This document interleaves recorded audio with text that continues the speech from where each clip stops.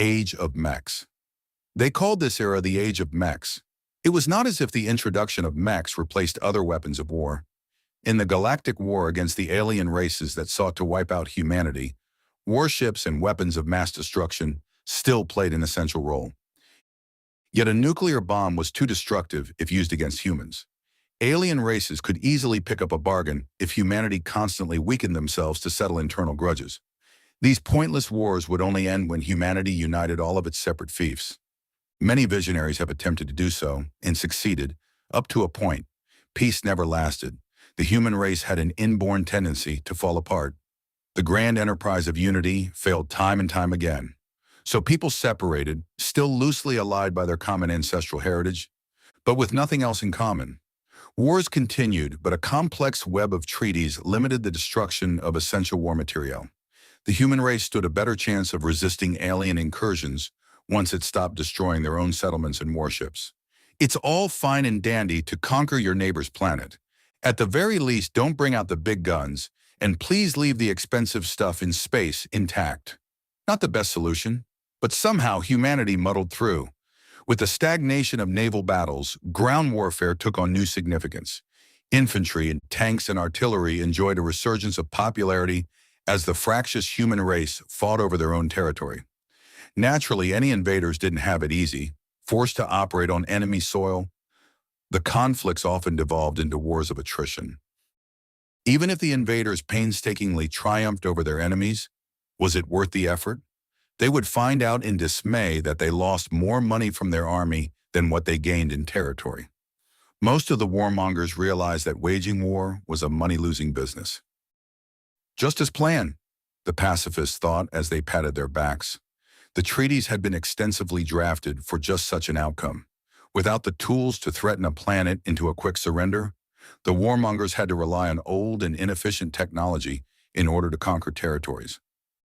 It turned out the peace lovers celebrated too early. Ever since the legendary Mac-Lu first stepped on the battlefield with a giant humanoid machine called a mech, war had changed forever. It advanced into a whole new paradigm. Able to perform ably in even the most inhospitable planets, the first mechs made a mockery of the slow-paced and static way of war of traditional armies. The human body is the best weapon of humans. One of the lead inventors of the modern war mech remarked after the first models blitzed half a massive nation's territory. Everyone knows that infantry is flexible but fragile, while tanks are tough but clumsy. So one day we thought, why not make a new weapon that takes the human form and simply scale it up? It resulted in a revolutionary weapon that charmed humans across the galaxy for its evocative look and inspiring capabilities. Faster than infantry, more flexible than tanks, and able to carry a variety of weapons, they nonetheless required much less supplies to keep them running. Their logistical footprint was a fraction of what a conventional army gobbled up. This alone ensured that mechs dethroned all other service branches. The age of mechs unfolded into splendor. Broadcasts surrounding mechs earned record views. Online and offline games brought the masses closer to the glamorized new machines. Major arms manufacturers invested in the rapidly growing mech industry. Countless startups offering their own unique takes on the mechs popped up like mushrooms. The age of mechs seemed to herald humanity into a new golden age. Unfortunately, only a small number of elites could step into the true world of mechs. The most basic mech models involved hundreds of patents and other proprietary knowledge that would cost a fortune to license. Those interested in piloting an authentic war mech also needed the right genes. The highly arcane neural interface that allowed pilots to control their mechs, as natural as moving their own bodies, could only be piloted by a gifted handful. Those who ignored the warnings fried their brains. It took a long time for researchers to establish a clear view of how many people possess the right potential. From latest statistics, only a mere 3.5% of all of humanity possess the right genetics to successfully connect to a neural interface. These privileged elites, tested for compatibility from their 10th birthday, enjoyed admiration and worship from the 96.5% who were doomed to never step into a cockpit. Not all of the 3.5% would actually go on to pilot a mech, but even the poorest potentate from the most backwater planet had to undergo training. Once they gained a basic proficiency in piloting, they were added to the reserves, just in case. Vess Larkinson was born with the conviction that he belonged in the cockpit. His father was a mech pilot. His grandfather also piloted mechs. He could name at least 9 direct ancestors who all served honorably in the Bright Republic's renowned mech corps. Most of his aunts, uncles, and the rest of the extended Larkinson family had a long history of piloting mechs. "Dad, what's it like to be a pilot?" "It's dangerous, but it's also the only time I feel alive." His 10th birthday changed his life. His entire world crashed down on him once the doctor from the Republic announced the results. His genetics marked him as one of the 96.5%. In other words, he was a plebeian, a norm. No matter which word was in vogue, Vess became a commoner doomed to never enter a cockpit in his life. "There's nothing dishonorable about having different genes," the doctor reassured the young Vess.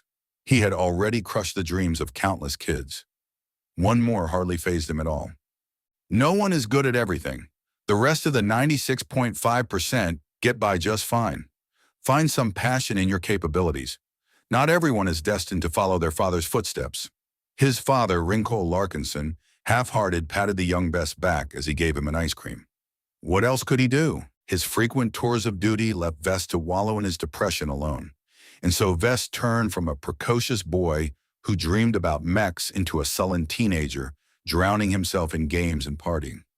With a deceased mother and a father absent from frequent tours of service, no one could rein Vess in. He graduated from high school with less than stellar grades. What now? Vess finally pieced himself together once he considered his future. He couldn't waste away his life forever. "I'm not a pilot. I'm never going to be a pilot. All I really know is mechs. If I am never fated to pilot a mech, then I can still do something else. I'm still a Larkinson. Mechs are in my blood." Vess narrowed his goals. If he couldn't pilot a mech, then he'd be the one to make them. In the age of mechs, a mech designer led the development of mechs. Just as crucial as mech pilots, they came up with innovative designs of mechs and shaped them into reality.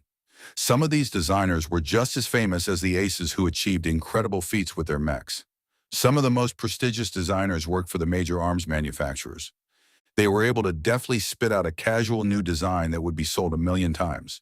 These were the star designers, the superstars who had CEOs and head of states at their beck and call.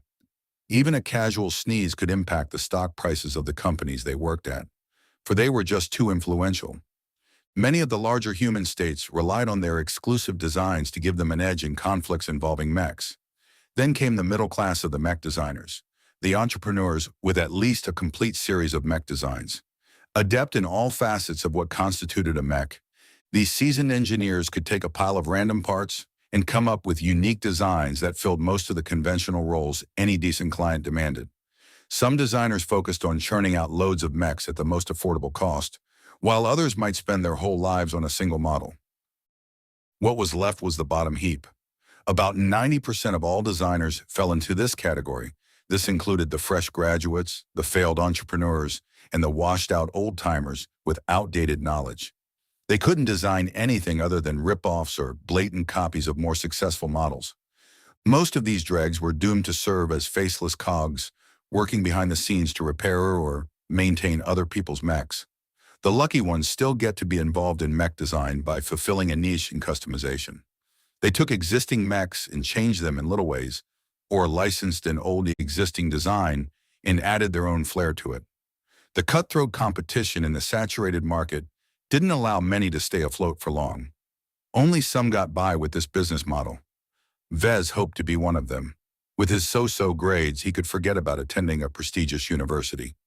He only managed to scrape enough merits to attend a program offered by the Rittersberg University of Technology, an average institution from the Bright Republic's capital.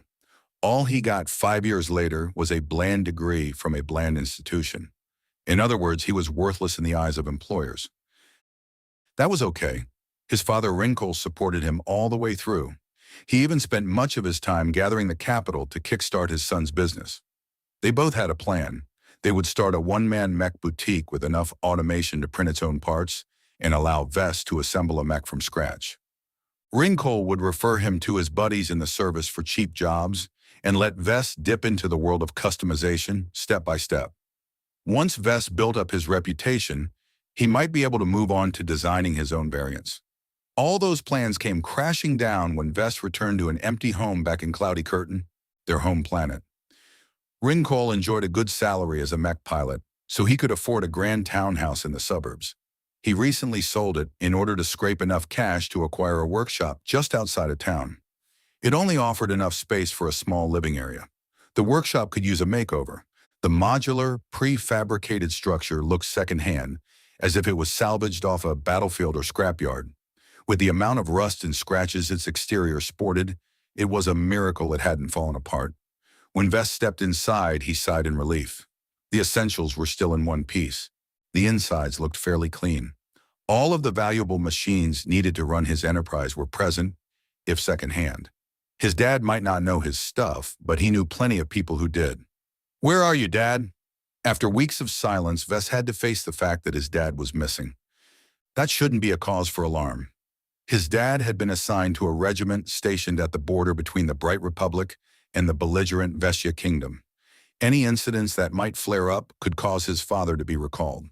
When Vess called his father's friends, he found out he never returned to duty.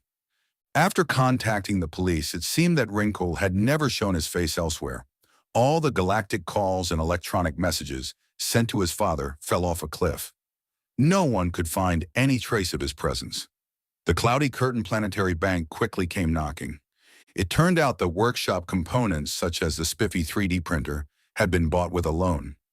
A 3D printer was an essential machine that turned raw materials into factory-quality mech parts.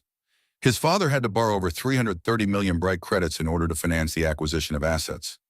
With this much money, anyone could buy half a dozen advanced mechs. Vess could spend his lifetime working for an average mech manufacturer and still not earn enough to pay back the huge debt. He instantly fell into a cycle of distress and panic when he read through the bank's polite but impersonal note. "What kind of mess did my father drag me into?" The bank took 3 pages to state that all of the debt was in his name. He would have to hand over the workshop and all of its valuable machinery in case he missed a single annual interest payment. In short, Vess had to scrounge up about 5 million credits in the next 3 months in order to meet the next payment.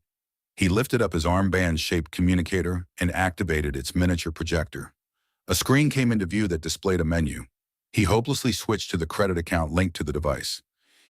His account only held a measly 1,200 credits. That was his spending money for the month. Vess had little means of earning the required amount of money. With his dad gone missing, it was questionable whether Vess was entitled to the life insurance and other benefits his father arranged. Vess followed up his father's insurance policy because he needed every penny he could squeeze out of the system. Nothing came out of the meetings. The insurance company was as obstinate as a dog chewing a bone. Vess swiped away the latest messages from the bank. "I'm broke. I can't even scrounge up the credits to buy the raw materials I need to fabricate new parts. How am I supposed to do business?" Within a day, he called the bank, the insurance company, and the government. What he got back wasn't good. The bank had already written Vess off. They wanted to get their claws on the workshop before Vess screwed something up and depreciated its value. The only useful thing he received from the bank was a package that Ringcole stashed at the bank in case he got out of touch. The insurance company claimed that Ringcole was merely missing in action at worst. As an active serviceman, he might return months or years later, so Vess was not entitled to a single penny until the company received solid proof that he had died. If not, the money would only be released after a period of 5 years. The government was its usual bureaucratic self. Vess only heard lots of incomprehensible jargon before he plainly hung up. He'd get nothing useful there. Vess was alone. His dad had gone off the deep end, leaving Vess to pick up the pieces. His father only left him with a lousy package with a casual note pasted in front. "To my son Vess, in case I'm not home." Opening it up, Vess was mildly surprised to pick up a secure data chip. Most data transfers today occurred entirely wirelessly. People only used data chips when they absolutely had to keep their contents secure. Vess turned off his comms connection to the galactic net before accessing the old data chip. It took 3 seconds to load its contents, which was unusually long for a chip this size. An unknown program suddenly took over the holographic projection, initializing the mech designer system. New user detected. Initiating deep scan in 2,400 minicycles. Please prepare properly. Wait, what? Vess asked the program just before the comm released a huge shock. Vess passed out in an instant, and so began his journey as a mech designer.